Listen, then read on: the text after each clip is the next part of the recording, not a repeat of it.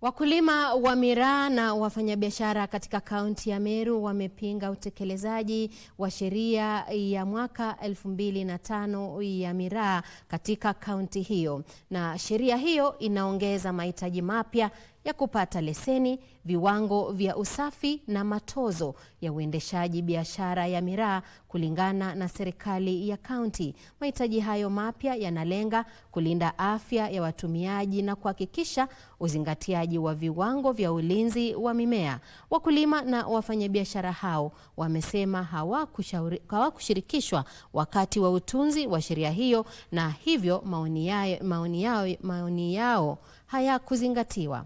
Wamemtaka gavana wa Meru kukagua na kutafakari upya utekelezaji wa sheria hiyo, wakitoa wito kwa Rais William Ruto kuwasaidia kupata masoko ya ziada ya kimataifa kwa zao la miraa.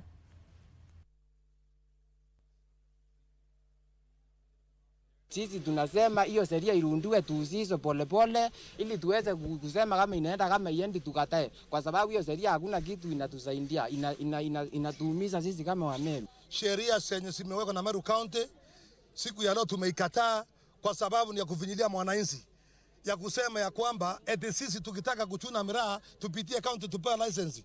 Ingine ni ya kusema ya kwamba tulipie mtu ambaye yule achuna miraa kwa mashamba eti tumlipie medical. Hiyo ni sheria nyingine ambayo imewekwa na ni ya kufinya mwananchi.